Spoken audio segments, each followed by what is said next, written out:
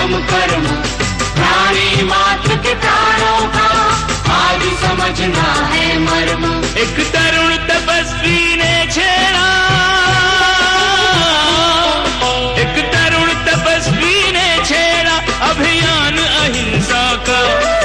जगव्यापी हो आह्वान अहिंसा का। यही मुनिवर की कामना, यही गुरुवर की भावना। अहिंसा महाकुंभ से धर्म की हो प्रभावना। यही मुनिवर की कामना, यही गुरुवर की भावना। अहिंसा महाकुंभ से धर्म की हो प्रभावना।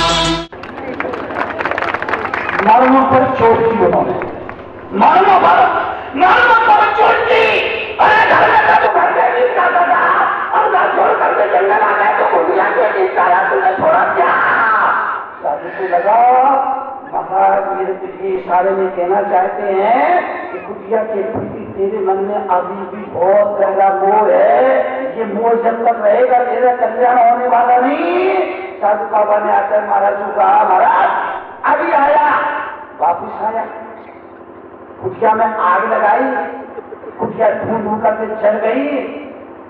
वापिस फिर शांति सागर महाराज के पास पहुंचा और बोला, महाराज माफ करना, आपको लग रहा था कि कुटिया में मेरे मन में कोई राग है, जरा भी राग नहीं है। आपके इशारे को समझ गया और जाकर के कुटिया में आग लगा दी, सारी कुटिया धूं होकर जल गई।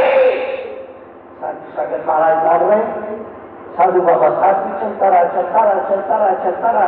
महाराज कुछ बोले नहीं। अंत में साधु बाबा ही बोला, महाराज कुछ भी कहो, कुटिया थी बहुत बढ़िया।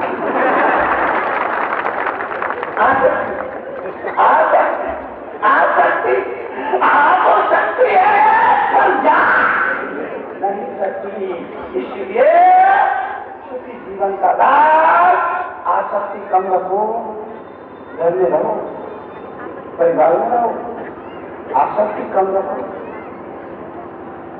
बाप होने के नाते बेटे का भरण पोषण करो, मां होने के नाते बेटा बेटी का भरण पोषण करो। मुझे पढ़ाओ लिखाओ लायक बनो, लेकिन इतना लायक मत बना दो कि वो तुम्हें ही नालायक समझने लगे। मां होने के नाते अपने बेटे को पढ़ाओ लिखाओ, उन्हें लायक नहीं बनाओ, मगर इतना लायक मत बना दो कि वो तुम्हें ही नालायक। आजकल बच्चे अपने माँ बाप को ज्यादा पढ़ जाते, हाई एजुकेशन, उच्च शिक्षा ले लेते हैं, अपने बाप को ही नालायक समझने लगते हैं। क्यों? बाप को तो मोबाइल में वो लाल बटन और हरा बटन, इसके अलावा कुछ आता नहीं।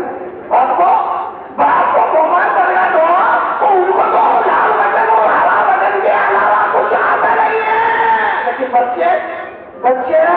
बच्चे वो आजकल क्या आ गए हैं, वो मोबाइल में मैसेज, टच स्क्रीन और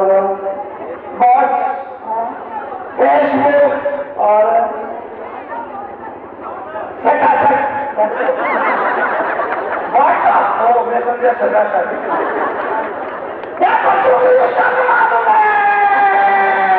मैं लोगों से संस्कार शिविर लेता हूं, मैं यहाँ भी परसों दूंगा, सिर्फ बच्चों से मुलाकात करूंगा, बच्चों से कहता हूँ, बच्चों को सीख देता हूँ, बच्चों को नसीहत देता हूँ और बच्चों से बड़े साफ शब्दों में कहता हूँ कि अगर आप अपने बाप को इज्जत और सम्मान नहीं दे सकते तो आप अपने नाम के पीछे अपने बाप का लिखना बंद कर दो। शिविर में अपने बच्चे को जरूर भेजना। तमाम स्कूलों से बच्चे आ रहे हैं, पर हो सकता है तुम्हारा बच्चा जिस स्कूल में पढ़ता हो उस स्कूल के बच्चे नहीं आ रहे हो, डायरेक्ट स्कूली यूनिफॉर्म में बच्चे को शिविर में भेजना। मैं बच्चों से कहता हूँ, अपने माँ बाप को सम्मान दो, माँ बाप को इज्जत दो, माँ बाप को आदर दो, और आदर अगर नहीं दे सकते तो अपनी माँ अपने बाप का नाम अपने नाम के पीछे लिखना। अक्सर ऐसा होता है, बाप का नाम तो लिखेंगे लेकिन बाप को वृद्धाश्रम नहीं दे जाते। माँ बाप बूढ़े हो गए, उन्हें वृद्धाश्रम भेजा जा रहा है। तो बच्चों से सवाल करता हूं, देर पूरा हुआ तुमने उसे कत्ल खाने भेज दिया, बाप पूरा हुआ तुमने उसे वृद्धाश्रम भेज दिया, तो दोनों में फर्क क्या है?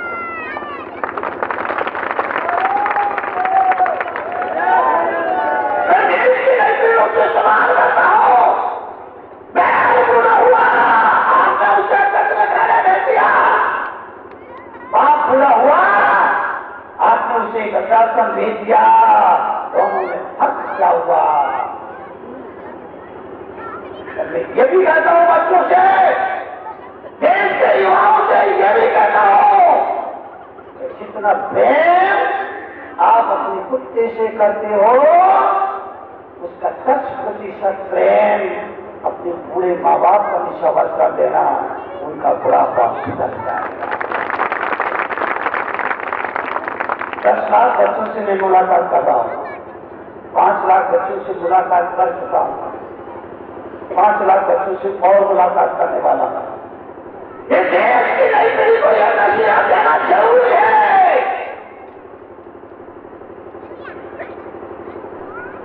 देश के युवाओं से मैं कहता हूं, युवाओं माँ बाप की सदगत के लिए उन्हें साल में एक तीर्थ यात्रा जरूर।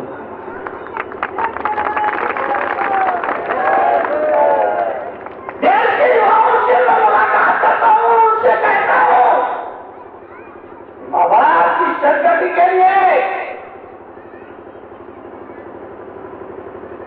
साल में उन्हें एक तीर्थ यात्रा जरूर कराना। और सोचना, आज तुमने उन्हें भगवान भरोसे छोड़ दिया, अगर वो भी बचपन में तुम्हें भगवान भरोसे छोड़ देते तो क्या है? बात को समझना। देश के युवाओं से मैं कहता हूं, आज तुम लोगों ने भगवान भरोसे छोड़ दिया,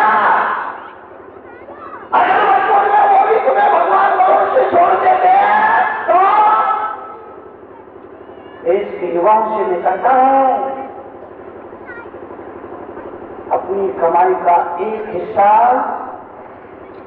अपने माँ बाप के हाथों में रख देना, ताकि उन्हें दान पुण्य करने के लिए तुम्हारे सामने हाथ फैलाना न पड़े।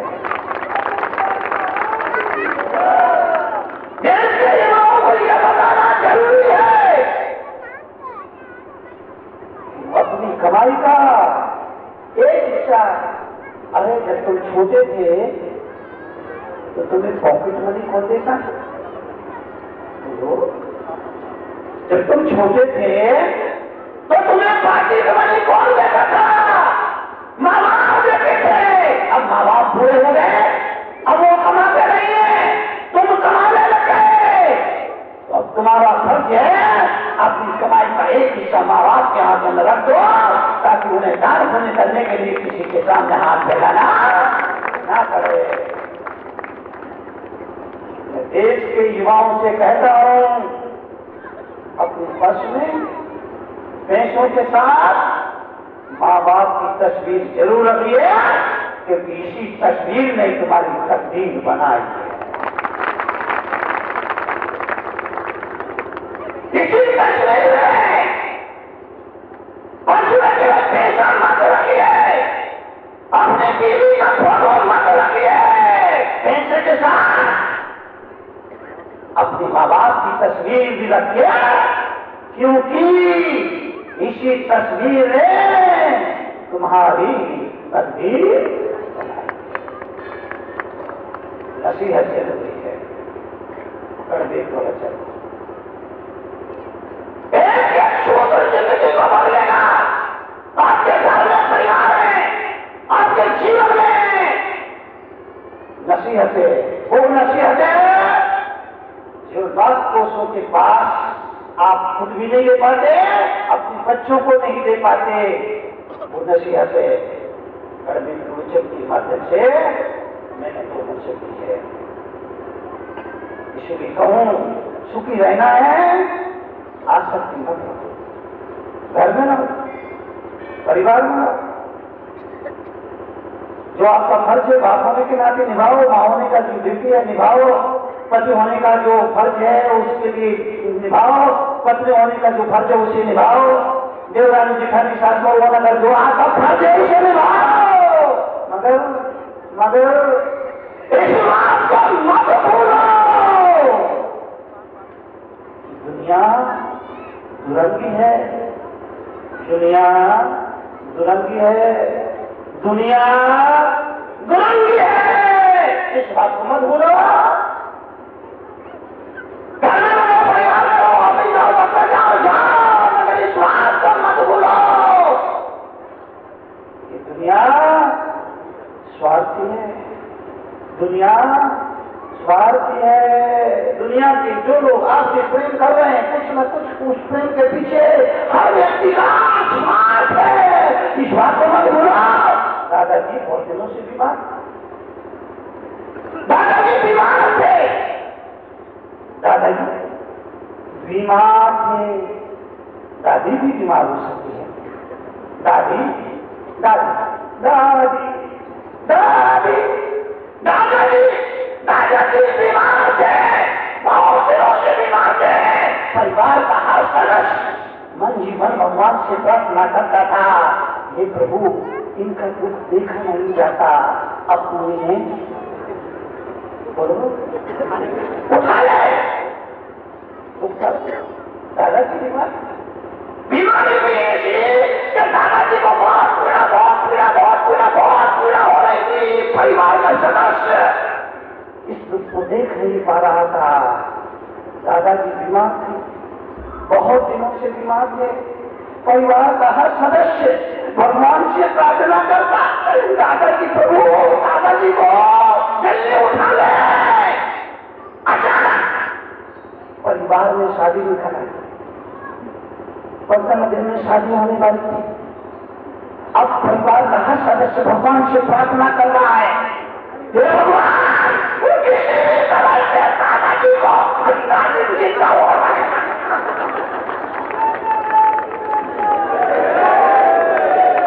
दादाजी दादी दादी दादाजी कल्ला तो प्रार्थना करे, भगवान उठा ले।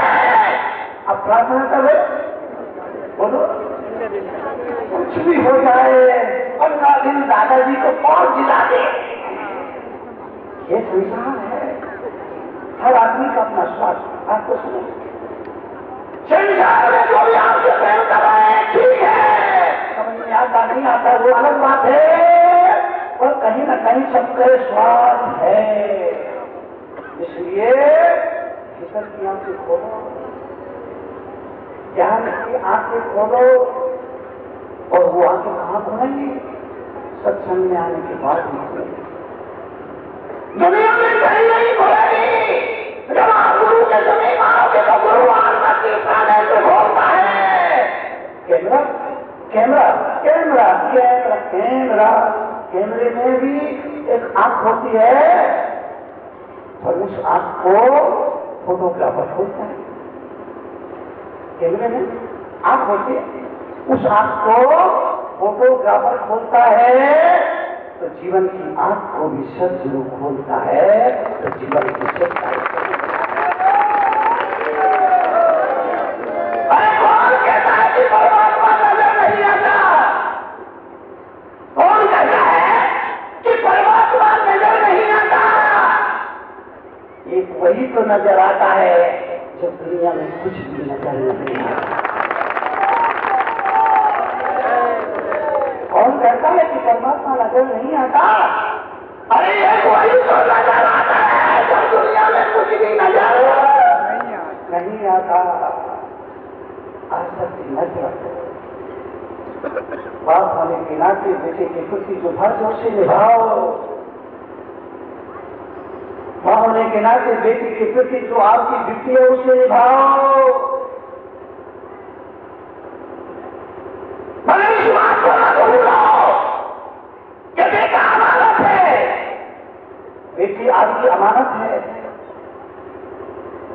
शरीर अमानत है, आत्मा अमानत है, बेटा अमानत है। अमानत मान के चलो, कल को दुख नहीं होगा। और नहीं तो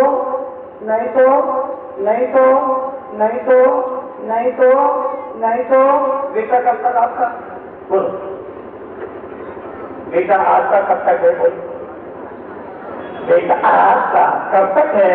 बोलो बेटा आपका कब तक है? बोलो जब तक उसकी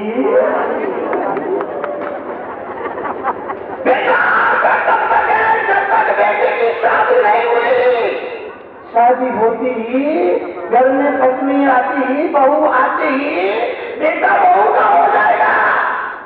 जब बहू का हो जाएगा तो बोलोगे नालायक अद्भुत निकला, घर में बीवी क्या है, अपने पूरे बाल को ही भूल गया। तुम भी तो भूला, क्या हुआ? अगर आप जानना चाहते हैं जीवन का व्यवहारिक ज्ञान, चाहते हैं अपने जीवन में परिवर्तन, तो पढ़िए जीवन के व्यवहारिक ज्ञान से रूबरू कराती विश्व में कड़वे प्रवचनों के लिए विख्यात क्रांतिकारी राष्ट्र संत मुनि श्री 108 तरुण सागर जी महाराज की बहुचर्चित पुस्तक कड़वे प्रवचन, जिसका नाम दर्ज है Guinness book of world records में 14 भाषाओं में, जिसकी अब तक 7 लाख प्रतियां प्रकाशित हो चुकी हैं।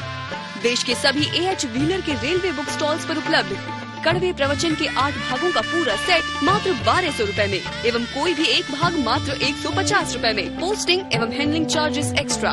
मंगवाने के लिए आज ही संपर्क करें 196 सेक्टर 18 फरीदाबाद हरियाणा। संपर्क सूत्र 0129 226254 09810724900। Email ahimsamahakundh108@gmail.com। क्रांतिकारी राष्ट्र संत मुनि श्री तरुण सागर जी महाराज के क्रांतिकारी विचारों को जानने व समझने के लिए घर बैठे ही मंगवाएं अहिंसा महाकुंभ पत्रिका और मुनिश्री के विचारों को पढ़कर सुधारें अपना जीवन। अहिंसा महाकुंभ पत्रिका की आजीवन सदस्यता प्राप्त करें मात्र 2100 रुपए में।